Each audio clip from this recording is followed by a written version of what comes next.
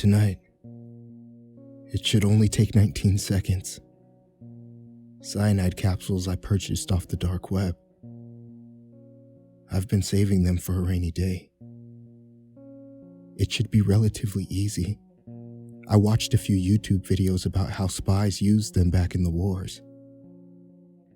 I'm nervous though. I always am. What if I don't get it? What if tonight is the night I don't die? I suppose I should pause here for a moment and explain to you why I'm asking that question. Maybe if I can make sense to someone, to anyone, about what is happening to me, it can start to make sense to me as well. It didn't actually start with me.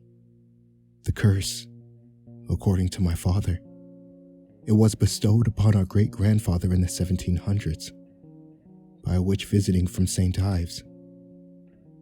As a child, I naturally assumed that this was an old wives' tale he was spinning to me in order to keep me in check. I told myself that was the reason Mom would escort Dad down to the basement every night, was simply because of some bizarre sleep disease. I was grasping for a rational explanation, but I would sometimes hear the screams, like he was being tortured. I told myself for years it was all in my head, that I was just hearing things and making mountains out of molehills. Then one day, my mother got ill, and I saw at firsthand what my father was going through every night. And it changed my life forever. I was 13, and it was a humid day in August. When I came in the house from playing baseball, Mom asked me to fetch her some cold water. Then Dad ordered me into his cellar. I knew it had to be important because he had explicitly told me to never go down there. He took me by the hand and guided me down a set of musty wooden steps, the kind that creaked every time you step on them. It was dark, and my mind started playing tricks on me as to what lies ahead in the darkness. But my imagination paled in comparison to the reality. Dad flicked on the lights and revealed something terrifying. Bloody surgical instruments lied out on the table, along with a hacksaw and a couple of different guns. There was a rope, poison capsules, even a makeshift guillotine in the corner. Every tool you could possibly imagine that would inflict harm on someone. They were there. And then a few that I didn't understand what purpose they might have. He didn't explain it, or even try to. He just walked over to the table and grabbed the hacksaw. And with one quick motion, he impaled it into his chest. "Dad!" I screamed as I ran to his side and placed my hands on the handle. "Keep cutting until you hit a main artery," he ordered. I sobbed in confusion, but did exactly as I was told. Blood gushed out of his chest and onto the floor like a fire hydrant bursting at the seams. His blood spilled over my arms in my haste to obey him. Then I saw his eyes widen. His breath grew short, and I watched as he toppled over. The blade hit the floor with a clang, and then silence flooded in. I stood there, out of breath and frozen in fear, trying to comprehend what I had just done. I sat on that cold concrete floor with hopes of waking up, but it never happened. I never went upstairs to find Mom. I couldn't. I was terrified of what would happen, terrified of the consequences of my actions. So I sat down there, with my eyes glued to the corpse of my father. And somewhere between the hours, I finally fell asleep. I think it was right before daybreak, when I felt a warm hand touch my shoulder. Almost instantly I awoke, And as I looked up with puffy eyes, I came face to face with my father, standing before me. I stared in horror as the memories of the previous night flooded into my mind. It was him. Except, his wounds were no longer visible. It was like it never happened. I turned my eyes to the floor and saw the bloodied corpse still lying on the cold concrete. As I observed it, I realized it didn't share any of my father's features. It was just there, an empty shell. "Help me bury it," Dad said, as if he was merely asking me to take out the trash. I was hesitant as I tried to comprehend what had just happened. My mind ran wild trying to find a logical explanation, but I couldn't. "I'll explain later. I promise. Please," Dad said as he walked over and picked up the leg of his former self, motioning me to pick up the other. I obeyed, and together we dragged the cold dead corpse out to the backyard.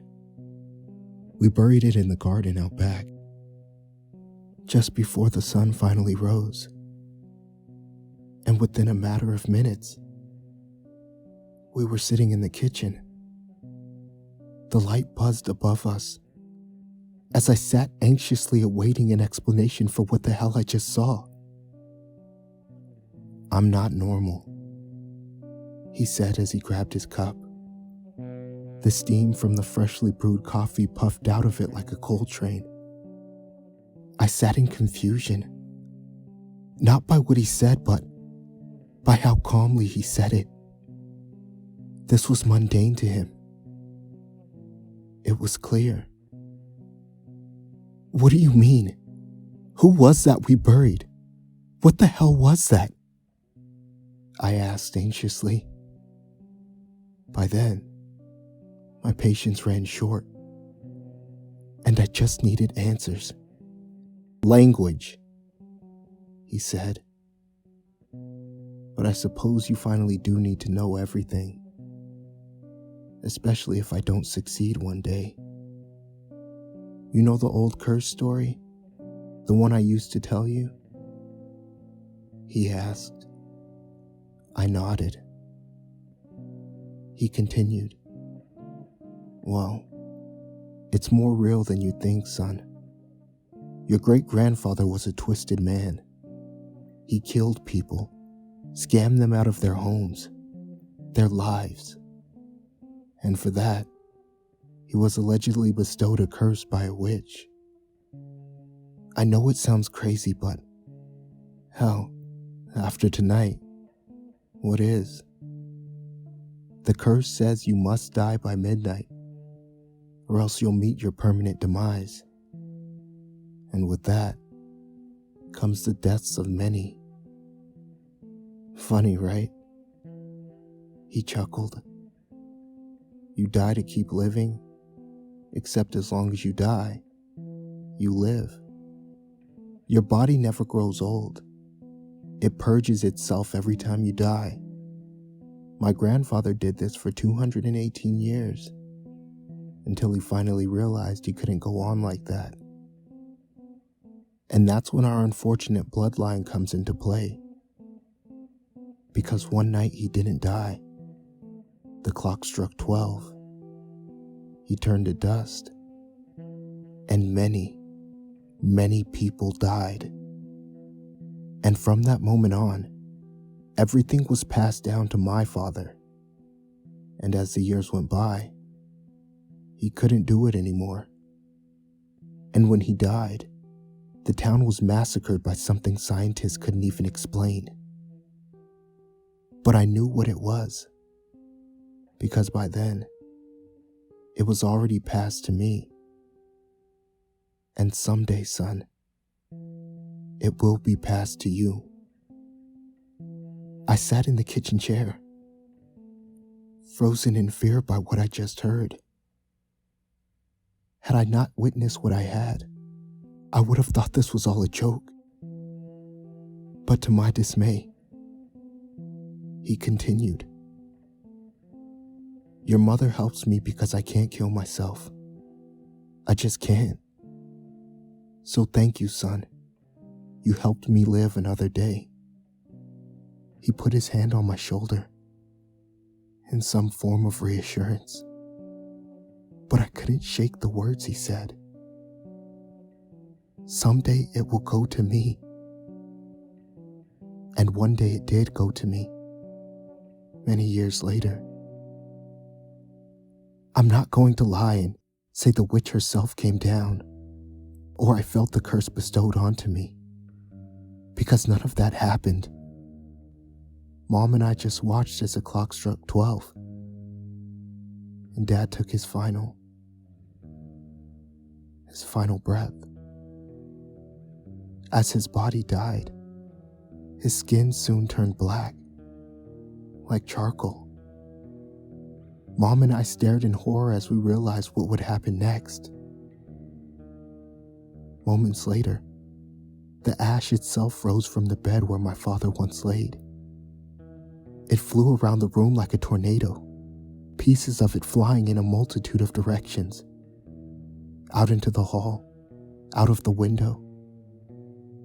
But eventually some clung on to my mother. I tried to stop it, tried to swat it away, tried to save the last person I had left. But I couldn't. I was forced to watch as it swarmed her. I was forced to watch as it took her away from me. Somewhere in my hopeless attempt of saving her, I was thrown back. And when I came to, she was gone. A pile of soot was all that remained. The air was still as I heard the faint sound of car alarms outside. And from that moment on, I knew everything was on me. 7 people died that night, all consumed by the ash, all killed within seconds, all dead due to my father's actions. I knew I had to do this. I knew I couldn't let innocence die. So that night, I found myself sitting on my bed, loading a gun, awaiting my demise, and awaiting my awakening. I tried to do it without hesitation, but it's hard not to have second thoughts when you have a gun in your mouth. But eventually I did it. I pulled the trigger. I didn't hear the gun go off or feel anything at all. I just awoke in my bed. The featureless corpse of my once self lied on the floor in a puddle of my own blood. That was the first of many. And since then, this has simply become a routine, like brushing your teeth or showering. Only, if I didn't die, I would, well, die, along with a multitude of innocent lives around me. I guess that brings us back around to why I'm making this post. It's not easy doing this, but I'm at the end of my rope. I need your help.